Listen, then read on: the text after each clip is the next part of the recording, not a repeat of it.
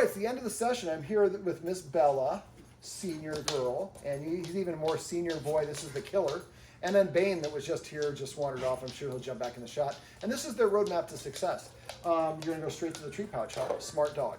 Okay, so we had already done a session with the clients on video and through Zoom, and went over marker words. Now, I introduced a clicker, and dogs learn better with the clicker. Some people don't like using a clicker. I personally didn't like using a clicker for the first several years that I did this professionally, but then I learned that dogs learn about 15-20% faster with a clicker. Now, the clicker is the same thing as a marker word. It needs to come at the instant the dog does the thing that you want, unless the thing you want has duration, like potty or stay. In that case, then we would say that we would click or say the marker word at the conclusion of it. So if the dog is sitting, the instant the butt hits the ground, we say yes or click and then give it a treat. The yes or the click is always followed by a treat. Now, in order to use that, yes, this is celebrating. We'll talk about this in a minute. In order for that to work, we need to first load it. Now, the Guardians have already done this with a marker word, but not with the clicker. So what I'd like them to do is one person grabs the clicker and walks around, and maybe we could have the other kids that all have treats. When the person clicks, the other people's job is to put the treat in the dog's mouth. And we need to do that within 2 seconds of the click happening. So maybe each kid has a dog and a treat, and you walk into one room and the adult clicks, and the kids all just give them a treat, and they don't have to sit or do anything. Click and then put the treat in their mouth. And then we walk in the next room. Repeat that process. Usually you need to do that about 4 to 6 times, but you want to get to the point where when you click, the dog is like looking at you right away. And the clicker is not a remote control. You don't click for attention. You click to let the dog know it did something that you wanted, and a treat or a reward would be followed right away. Like if I wanted that chicken, the rooster to do that, I would click at the end of the rooster calling and then give them probably not a piece of chicken. That would be cannibalism, but you know what I'm saying. Okay, so, and this is a good example. These dogs have used their brain. They are very tired. Now, these are the more senior dogs, kind of closer to my age. Bane is a young pup. And so I talked a little bit to the Guardians about exercise, the importance of exercise. Your average dog needs an hour's worth of exercise every day. Puppies and higher energy breeds typically need more, but they need the exercise spread out. So one 1-hour walk is not as good as 3 20-minute walks that are spread out throughout the day. So when it comes to physical exercise, there's walks is a great way to burn energy. Playing tug of war is another great way to burn energy. You can also play fetch.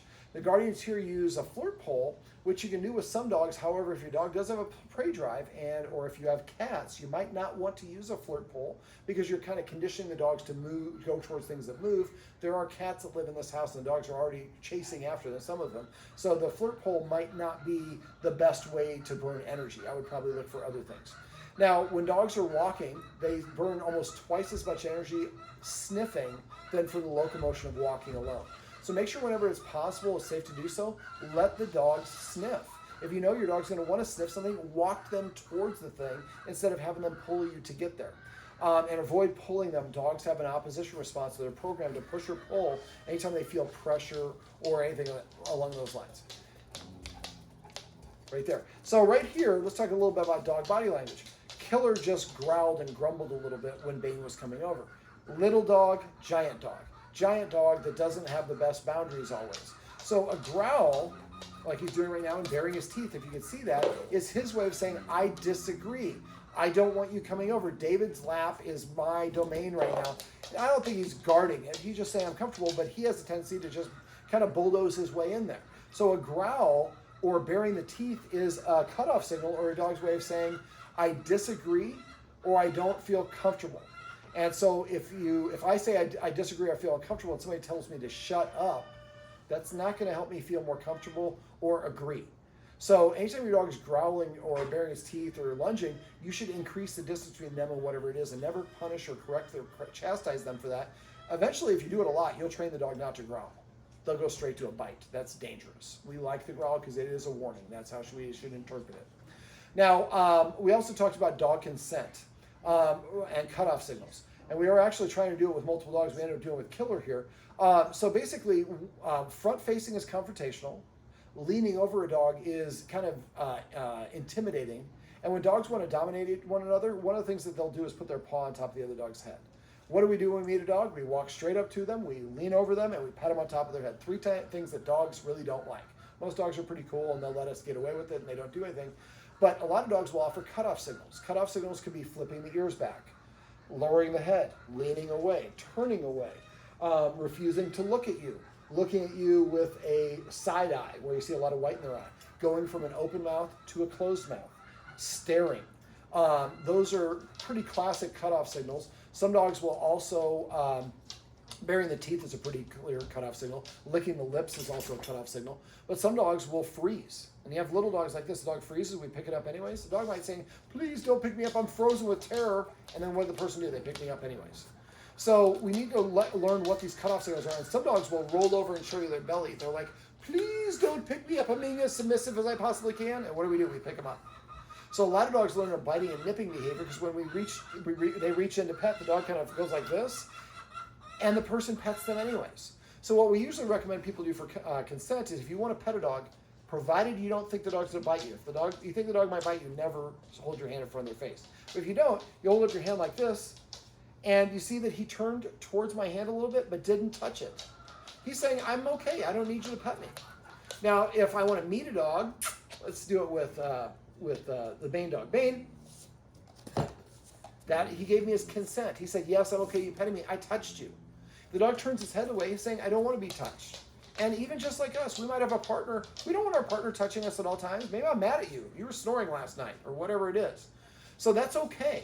And so if anybody wants to meet your dog, just say, hey, we just like to have people hold their hand out so they can sniff them first, provided you don't think the dog's going to bite them. And if they do that and the dog offers a cutoff signal, oh, shoot, I forgot. We just saw the vet. He has ringworm. It's contagious for humans. Nobody's supposed to pet it. We will back away giving you a dirty look. That's fine because what are you trying to accomplish? More space between your dog and you. If you manage the situation, your dog doesn't have to manage it.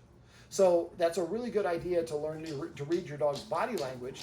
And that's why we talked about body language in this. Like, for example, for a dog, not saying no is akin to saying yes. So he's been grumbling every time that Bane walks over here. He's saying, I disagree with you trying to take this space or being too close, maybe getting David's attention or whatever. But if Bane comes and sits right here and he doesn't grumble, he's saying, I'm cool with you sitting right there. And so if I'm eating food, which the kids were doing here earlier, and the dogs were all kind of like in their business, looking at them, that's begging for the food, and not saying no is saying, I'm cool with you coveting my food. Now, I didn't ask the guardians here, but you really shouldn't give dog people food, and kids often do that because they're like, oh, I'm doing something nice. I'm giving you something good. Breaking a rule for a dog is like giving an addict a hit of whatever they're addicted to. So it might be temporarily fun, but now they have a bigger problem. And it's going to make them want it more, just like the dogs. If I give you one Cheeto, well, the dog wants another Cheeto. So I don't feed my dogs people food, and I have a dog that I was training as a service dog. I take him to restaurants. People think I'm a jerk by not letting him, by not giving him food. That's why I can take him to a restaurant, because he's never had food at a restaurant. You want Killer? Killer. Come here. There you go. And so so giving dogs people food is kind of a way of helping the dogs. I'm laughing. Me. I'm just laughing because the Killer just gave his guardian a bit of a cutoff signal when she went to grab him, and she grabbed him anyway. So he was backing away, and you picked him up. Now, she did it to love him. But even though we love something, doesn't necessarily mean that we want it all the time. And so right here was giving some cutoff signals, and he was trying to appease. He's trying to lick her face. And she was getting stiff. See how she's stiff, and she's pursing her lips, and she's licking her lips. She's baring her teeth. She's saying, I don't want you here. She's giving him good communication so she doesn't have to go to a lunge. But see how she's staring at him, and he's doopsie-doo. He's coming back around again and again and again. Now see how she's stiff. So a dog going from an open mouth to a closed mouth, open mouth, relaxed. Stiff mouth, ears back, not relaxed. Learning to read your dog's body language. So if you see this and you call Bane away, then she feels more comfortable. Hey, sweetie. And she's having an off day. And so, yep, hey, let's give her some space. Now, and I just did a little bit of force there. I held my foot out. Bane has learned, I think, to try to push his way through the door, which is why we have the video on teaching your dog to wait at the door. But also, you know, when he gets up on the male guardian kind of guides him physically over here. He's not striking him or doing anything wrong. But Bane is used to that physical resistance now. And the kids in the house are small. So if I'm physical with him, he's going to be physical with everybody. So that's why we try to be force and punishment free, so the dog wants to do the thing we want. And that's one of the things I encapsulate throughout this session, is to break things down into small steps, practice the first step over and over in the easiest scenario possible. Bane, Bane. And then when the dog is good at it, then we can go to the next step. Now right here, Bane is saying, I am bored and I have too much energy. So if I tell him no, I'm rewarding him. Remember, all attention is rewarding and validating. So if, I don't know if he's getting, yeah, there he is. He's having his way with the kitchen. I don't know if you can see this on camera. If not, we'll censor it because it's a little inappropriate for the younger kids. But he just got neutered. It takes about 3 weeks for dogs to get that out of their system. But if he's chewing on things, he's saying, I have too much energy right now. So that's really our warning that we should have probably taken him out for a walk before. So dog exercise, which I started talking about earlier, needs to be done about every 2 to 4 hours. And she's an older dog. She probably doesn't need as much exercise as he does, obviously. He's doing at it again. And so same thing with Killer. Doesn't have as much energy. And so we come up with ways that maybe he's on a different system than the other two dogs are because he needs more exercise. And that's going to help him interact with these dogs better as well as with the kids better. So as well as physical exercise, there's mental stimulation. We want over Cookie in the Corner, a mental stimulation game. I'd like the Guardians to Google scent games, S-C-E-N-T, and find 3 or 4 scent games. Having the kids hide in the house, and then the dog has to go find them. They're using their nose. That drains a lot of energy, gives them something to do. Training is a great way to drain some energy. Let me see, we can also feed out of a snuffle mat. If you're like Bane and you pick up the snuffle mat and throw it around to get the food out, just put a dumbbell on top of it. That makes them with suction cups, so I think he would laugh and pull them off anyways. They also make treat dispensing toys. Some of them that looks like a Kong or a Weeble Wobble, that is a little hole. You got to knock it just right and a couple pieces of kibble come out. You have to be careful when you have multiple dogs because they can get into a food guarding issue. Bane already has a resource guarding issue with his kennel, and that can come from other things. And the last thing we want to do if a dog resource guards is physically take things away from them. So that's why we want to teach a strong drop cue with low value items. So when he has one of his toys that he's allowed to have, that you don't ever show any interest in, quietly pull out a treat and he's got it in his mouth, hold the treat up to his lips, don't say anything. When he drops it, say yes and put the treat in his mouth. Now he's got to do it on camera evidently. And then you don't pick the object up. You're proving it. And then when I ask you to drop, that means you get good stuff and then you get your original stuff back. That's a really good deal. And after a while, when you say drop and he has somebody's now that he drops it, then you say yes and hold the treat out. He comes over and gets a treat. Maybe you throw another treat 2 feet away, another 5 treats 10 feet away. While he's licking up those treats, you can go pick up the item, the tofu that he's not supposed to have, and he's not seeing you do it. He's distracted. Now, if I do take something away, I like to leave something of equal or greater value. I like using bully sticks, kneecaps. Hey, Bane, let's not knock over the camera. Thank you. And so having something that's a high value that you have in the cupboard where you can give it to them can be really beneficial. Now, I give my dogs carrots. Carrots have cancer-fighting properties to them. Yeah, you're disagreeing. So those are good, dense things for dogs to chew, but they have some calories to them. So maybe 1 a day, but right now the Guardians are giving 2 greenies a day. I'd probably give 1 carrot to each dog. And again, get appropriately sized carrots. He probably doesn't need a carrot as big as Bane does. So Bane gets a big one, she gets one that's slightly smaller, and he gets half of one. And it's okay.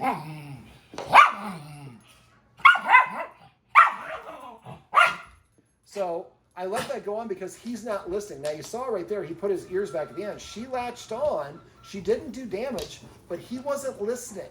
Now I think he's doing the humping here because he's frustrated. He was in his kennel for a while. I've been here. This is, I think we've been here about 4 or 5 hours. So that's a long time for dogs to be disturbed. The kids are outside. It's a different dynamic. And so he's a little tired. After I leave, he's going to be tired. But exercise can be great. Too much exercise can create a problem. So getting back to the exercise, to tie a bow on that, I'd like you guys to get in a habit and come up with an idea of how much exercise you need. Some dogs, I have a dog that I fetch 30 times before I have him take him out for a walk, and he is much better because he has a lot of energy. Before we meet people, we fetch 20 times. Now, after the exercise, they need 10 minutes of rest or recovery, and that doesn't count driving or kids running around, time where they can kind of be like what she's been and nice and calm and relaxed to catch their breath. Otherwise, their behavior will be worse. So the idea is to set them up for success by getting them some exercise or some mental stimulation. Now, another thing you might want to do is lick mats. Lick mats are silicone mats. You can put cream cheese, frozen yogurt, or peanut butter on them. And they have suction cups. So you can put one over there, one over there, one over here. The dogs can be separate, and they're licking something. That keeps them occupied. It releases the feel-good endorphins in their brain, and they're not accosting your guests. So something else you might want to think about. All right, now we also talked about celebrating and teaching dogs manners. Celebrating is rewarding the dog when it offers the behavior that you want when you don't ask for it. So when he came over and laid on my lap, I said yes, and I petted him, him, sorry. You're the only sweetheart. And so that tells him that David really likes it when I sit. One of the things I ask my clients is, what can your dogs do to make you happy or to contribute to your group? And they usually give me a list of things they don't want their dog to do. If we don't teach our dogs, I want you to sit when I open the door, or I want you to touch people's hands when they come through the door, they're going to do what's natural for them, like jumping up or rushing to get out the door. So we have to teach the dog how we want them to behave. Celebrating is a great way to do that, because we're not telling them, but we are responding and rewarding them when they do the thing that we want. So every time the dog comes to you, yes, and pet. Get an opportunity to rate you. Nope, he didn't get all the way. He wants to get his hump in. But the dog just gives you eye contact. The dog lays down. The dog goes to picks up a toy, goes to the dog bed. She's not feeling good. I think Killer is recognizing that, and Killer's probably a little tired as well. So what's she doing? She's trying to move to get farther away from him because she's not feeling. I just learned the definition for this is called height seeking, and she's trying to find an area where she can be insulated, because he's been and he's her buddy and he likes playing with her, but right now she's not feeling good, and I just don't want you to fall down, sweetheart. All right, so celebrating, just like kids, if we tell the kid, hey, you've been playing the game too long, let your sister borrow it. Well, now I'm losing something. So telling the dog to sit, I'm not saying that's wrong, it's definitely not, but telling the dog to sit, then the dog gets to decide. But if the dog chooses to sit and we reward them, that makes them more likely to sit in the future. So do this for anything you want. If he picks up a toy, say yes and pet him. And after a while, if you know he's going to pick up a toy, name each toy. X, circle, bone, dino, whatever it is. Yes. And so that way you can tell the dog to go pick up the dinosaur and redirect them to chewing on that. Now, let me see what else. Manners is basically rewarding the dog when it does the thing it does the thing wrong. Let me start over again. Manners is essentially redirecting the dog into a desired behavior when they offer an undesired behavior. So if Bane comes over here and he's nudging me and I absentmindedly pet him, whatever your dog's doing before you pet, yes, that's celebrating, is what you're rewarding. So if Bane comes over and jumps up on me and I pet him, I'm saying jumping up on me is a great way to get me to pet you. Instead, if he jumps up on me, I'm going to tell him to sit or to lay down. If he does one of those things, then I'm going to say the marker word and pet him. And I'm only going to say it once, and he has 2 seconds to do it. If I say sit and he sits, yes, and I pet him. If I say sit and he doesn't sit, then I'm going to lean back. Now, if it's on the couch, he's probably just going to jump up. So I might have to do a negative punishment. Get up and walk into another room and close the door behind me. So when I try to get up on David now, not only do I not get attention for that, he leaves. Maybe I should just sit at David's feet instead. So now that can create frustration, so I don't like doing a negative punishment a lot, but asking a dog for a different behavior, something desired when they do something inappropriate, is much more effective than saying, no, don't do that, because remember, all attention is rewarding and validating, therefore reinforcing. So I use the watchwords of manners and celebrate. So if I'm here and then Killer walks up and sits down and I didn't see it, so I says celebrate, I say yes, and I just start petting.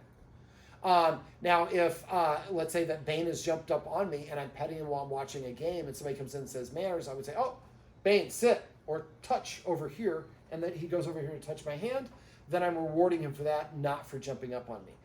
Even if I ask Bane to get up on me, somebody says that, I'm going to still ask him to do something else. It's more extra opportunity to practice it, but we don't realize how often we pet our dogs for unwanted behaviors. Now, something I forgot to go over with the Guardians is kind of how I tell dogs no, or stop them from doing undesirable actions. So we've taught hand targeting kind of, and I'm going to see if I can do this with Bane here, and let me get a treat out ready to go. So let's say Bane's about to get in the trash. Bane! Bane! Touch! Yes. That's okay. Yes, I know. I know he was trying to get into your space. Now, I asked him over. That was my fault. I set him up to fail. All right. So now I used his name there because we didn't do this. But if you want to watch him, you saw his ears. Puppy, puppy, puppy. I got her attention. Beep, beep, beep, beep. I got your attention. These are called positive interrupters. A positive interrupter is a sound that we make to get the dog's attention. At one point, the Guardian asked, why don't I say the dog's name and then the cue? I don't like the dog's name to mean come to me or something like that. I want the dog's name to mean look up and be aware that I'm talking about you.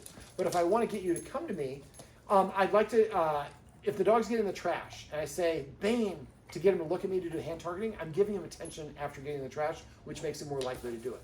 So he's sniffing the trash, and I've loaded the positive interrupter, and I go, beep, beep, beep, beep, beep. And he looks at me, and when he looks at me, I do the hand targeting. He runs over and touches his nose to my hand. I redirected him. I interrupted him in a positive way from whatever he's doing by making an interesting sound that causes him to look at me. When he looks at me, then I offer the hand target, which is a cue that he needs to get a little bit better at. He runs over, touches his nose to my hand. I give him a treat. I say the marker word, give him a treat. Then I'm going to give him a bully stick.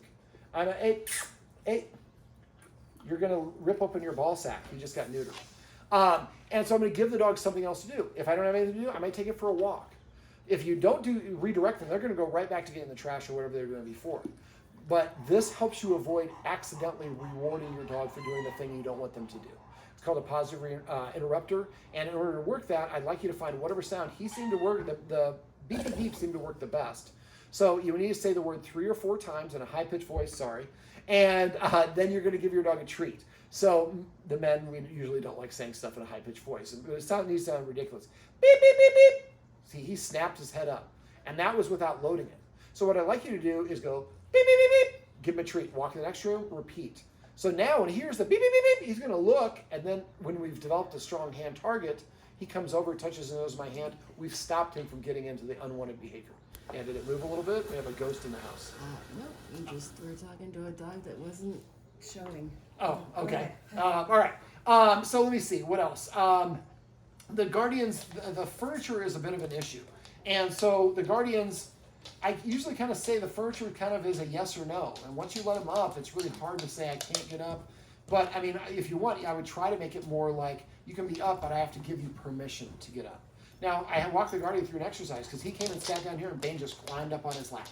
So it's similar to what we did for the door. So I had him get up, grab a handful of treats. He walked to the lap, walked over here, and he stood where I am right now and said, Bane, sit. Bane, sit. He said yes, gave him a treat, and then he sat down, waited 1 second, got up and walked around to another lap and came back. So we're teaching Bane, instead of jumping up, when I go to the couch, you come, you stop here, and you sit down. After he does that enough times in a row, that just becomes the normal behavior. Then you come to the couch, and he just sits down. Then you can say yes and give him a treat or pet. And so now you're teaching them this is the appropriate thing to do. Now, if they get on the couch, the way that I teach them to go to the dog bed instead of the couch is that where the camera is, where the dog bed is, which is usually under the TV, which you usually recommend. So I have a bunch of treats. Bane comes up. He just starts to get up here. I touch his nose with the treat and whiz it over there onto the dog bed. He runs over the dog bed. I say yes, and then he licks up the treat. He comes back, and I do the same thing. I'm not letting him get all the way up here. I mean, just starting to lift his paw off the ground. I'm saying, throwing it over there. After a while, he's just going to go to the dog bed instead of here because it's raining treats over there, as long as the treats are good.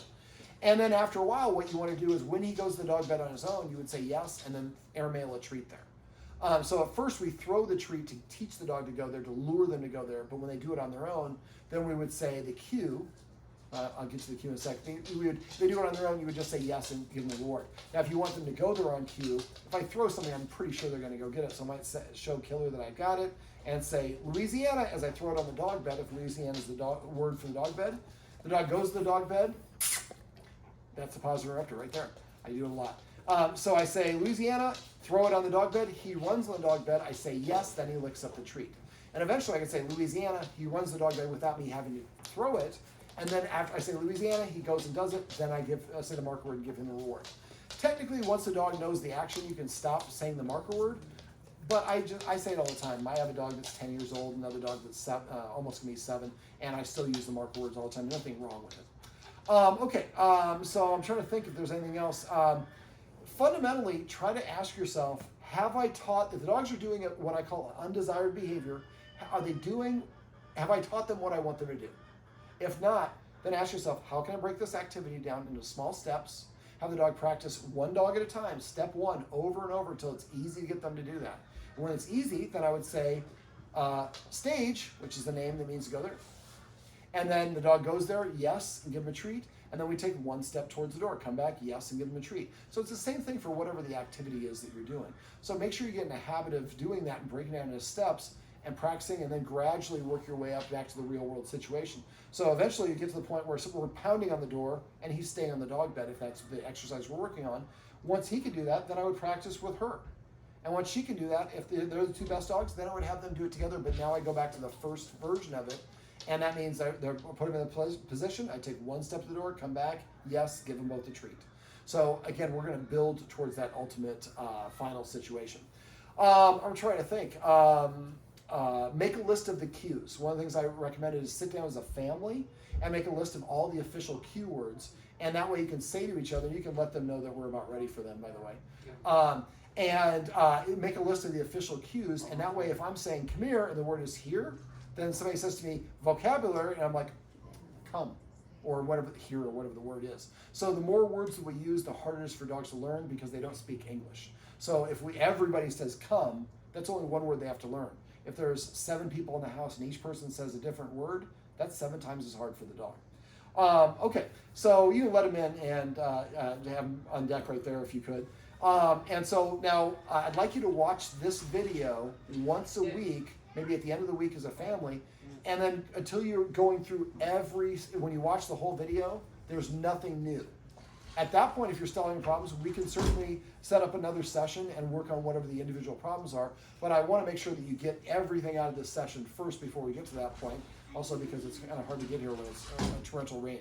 All right, so if you have any questions, make sure you call me or text me. If I don't hear from you, I assume that means everything is going great. So if you do have problems or questions, make sure you let me know. Don't wait. Let me know. Don't wait for 2 or 3 questions. Let me know right away. All right, I have some friends here who are going to come over and help with a special public service announcement. Come on over here. All right, how about you guys come and sit here on either side of me? There we go. All right, so who do we have here? Pantera. Mr. Minecraft. And Mr. what? Mr. Minecraft. Mr. Minecraft? I think that might be his online name, but we'll go for it right now. I have a YouTube channel. There we go. Oh, Mr. Minecraft, that's his YouTube channel, so go give him a like. You guys have anything to say to our audience? Yeah. Remember, everything you do trains your dog. But only sometimes you mean it. That's right. Thank you.